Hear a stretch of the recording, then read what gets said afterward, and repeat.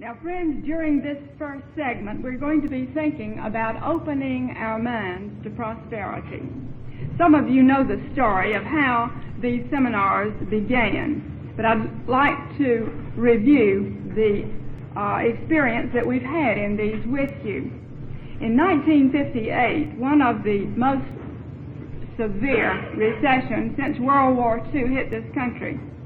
And I was living in Birmingham, Alabama at the time. And of course, that area was hard hit by the recession because it was an industrial city and it was dependent upon its steel mills, which had been hard hit by the recession. And so thousands of people were out of work and were jobless in that area as they were all over the country. And finally, Birmingham was declared a disaster area. Federal aid had been provided for the people in the breadlines. Everyone was talking hard times and lack. Everyone was in a discouraged, depressed state of mind. And it was at this point that I was asked to teach a prosperity class by a group of business and professional people in the city. Now, I had been researching out the laws of prosperity for a long time. Even then, I'd been trying to figure out just what they were. And I'm sure that I had the experience that many of you have had. I searched the bookshelves trying to find one book that would give me the simple 1, 2, 3 steps to prosperity. And I could not find these ideas in any one book. I found many marvelous ideas in many books. Nevertheless, we began to meet once a week to study the subject of prosperity together and to develop the laws of prosperity. Now, our basic idea and the basic theme of that prosperity class was this: turn the great energy of your thinking upon ideas of plenty, and you will have plenty, regardless of what people about you are saying or doing. It's a great success philosophy in this one statement. Turn the great energy of your thinking upon ideas of plenty, and you will have plenty, regardless of what people about you are doing or saying. And so we began to do this in that class, and we were amazed how quickly it worked. Within 1 week from the time that people in that class began to turn the great energy of their thinking upon ideas of plenty, they got results. Now, in this book, The Dynamic Laws of Prosperity, we've talked about all of the things that happened in that class. 2 secretaries received raises in pay the first week. A stockbroker had had a very low income because, of course, the market was low. Right away, a client that he had not seen in several years walked into his office, handed him a check for $200,000 to be invested. Now, that stockbroker's income the first month after we started that prosperity class there was 4 times what it had been in the past. Several businessmen began to collect money that was owed them right in the midst of the recession. A lawyer's clients began to pay him. One saleswoman was employed by a store that had 100 employees. They had all been hard hit by the recession. After she began attending that prosperity class, she was the only employee in that store to receive a commission check at the end of the month because she was the only one that had made enough sales. A construction engineer went from $1.5 million construction job that he was on in Alabama to a $15.5 million construction job in the Midwest before the end of the class was over. This was a 12-week class. A housewife won an all-expense-paid trip abroad. One couple in the class received an unexpected inheritance running into thousands of dollars. One man's heart condition disappeared. A widow of 20 years remarried happily. Several marriages were saved. One couple that had been divorced even remarried again. At least 2 people became millionaires as a result of that class. Now, we found that all kinds of things happened. There was increased health, there was increased wealth, there was increased happiness, there was increased peace of mind. The thing I noticed the most was that whereas the people had been depressed and discouraged at the beginning of that class, they seemed to blossom forth with a new look as the class progressed. They gained a new lease on life. It was an amazing thing to watch.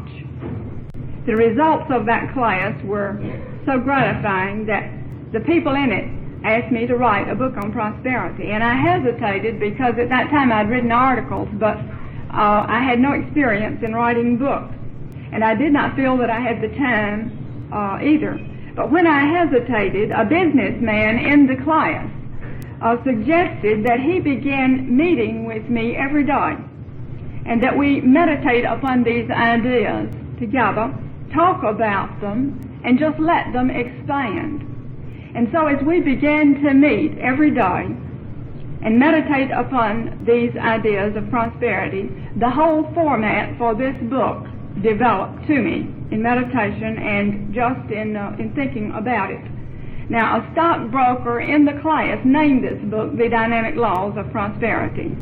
And then it was a public relations man in that class who found the literary agent who found the publisher for the book. Now, not only was I surprised how fast the people in that prosperity class got results, but I was also startled by what happened to the people who worked closely with me while I was writing the book later. And some of you know this story because I've talked about it in some of my books. I employed a secretary who worked with me on the outline in the first half of this book. She was typing it.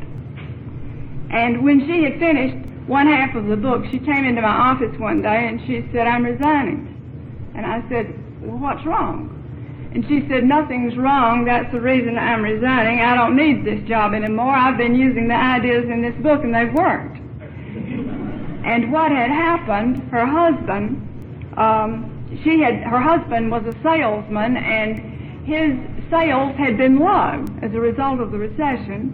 And so she had taken the job to get extra things that they wanted, like a second car and things for their home and so on.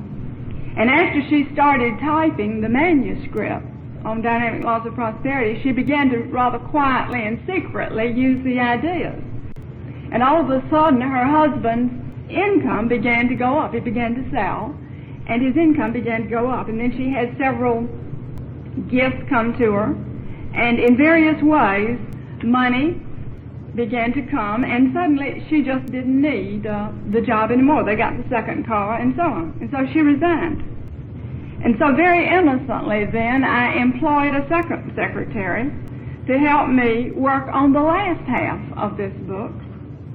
And she began to type it as I was working on it chapter by chapter over a period of weeks. And I vow to you, before she finished typing the last half of the book, she came into my office one day, and it was like a broken record. She said, "I'm resigning." And I said, "Well, what's wrong?" And she said, "Well, nothing's wrong." She said, "I've been using the ideas in that manuscript, and they've worked so well that I don't need this job anymore." And what had happened was her husband had been a very fine engineer in the aircraft business, and he had gotten laid off because of termination of government contracts as a result of the recession. And so she had taken this job as a stopgap until her husband could find work again. And so as she was working with the manuscript, she began to quietly use the ideas, and her husband went out and got the best job of his life in the space program. And they left the state before the manuscript was finished. Now, I had a housekeeper at home, and I was trying not to talk about the book to anyone as I was developing the material, because, you know, that's an old secret idea about success, to kind of keep quiet about it until it's worked out. And so I thought it was safe to talk to my housekeeper, though, about it. She had not attended the prosperity class. She had not seen the manuscript or any of the ideas in the book. And so I was describing these laws of prosperity to her as we were developing the manuscript chapter by chapter.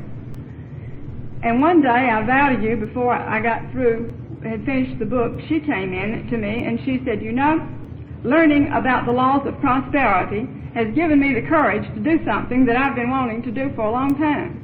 She says, I don't really want to be a housekeeper. I really want to be a dressmaker. So I've decided to resign as your housekeeper. Now will you employ me as your dressmaker? And so that lady became a dressmaker. She still is a very fine dressmaker in Alabama. All right. I lost 2 secretaries and a housekeeper before we could get the book finished and to the publisher. And then on the day that the book was finally published by Prentice Hall, I had a note from my editor telling me how the ideas had worked for him in a rather nice way as soon as the book came off the press. He said, an amusing thing happened a few minutes ago after I received the first copy of the Dynamic Laws of Prosperity from the printer. While I was reading through the first few pages of the book, one of the other editors here at Prentice Hall came into my office and handed me some money. I looked at him in surprise, and he reminded me that one day when he had forgotten his wallet, I had loaned him lunch money. He was now repaying it. I had completely forgotten the incident. My editor said, how's that for fast action with the Dynamic Laws of Prosperity? And so it was an interesting thing to watch these ideas work. First, for people who were very depressed and discouraged in a prosperity class during the recession, and then later for people all around who seem to touch or have contact with the manuscript in any way. And so you say, well, what are the dynamic laws of prosperity? Well, I like what the stockbroker said when he explained to me why he felt we should name the book in this way. He said, you know, the word dynamic has the same root as the word dynamite. That which is dynamic is forceful. It often leads to change. And then he said, you know, a law is a rule of action that works if you work it.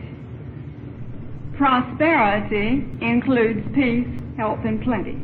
And so the dynamic laws of prosperity are those inner and outer rules of action which work for us as we work them. And they can literally blast us out of limitation, you see, to bring increased peace, health, and abundance into our world.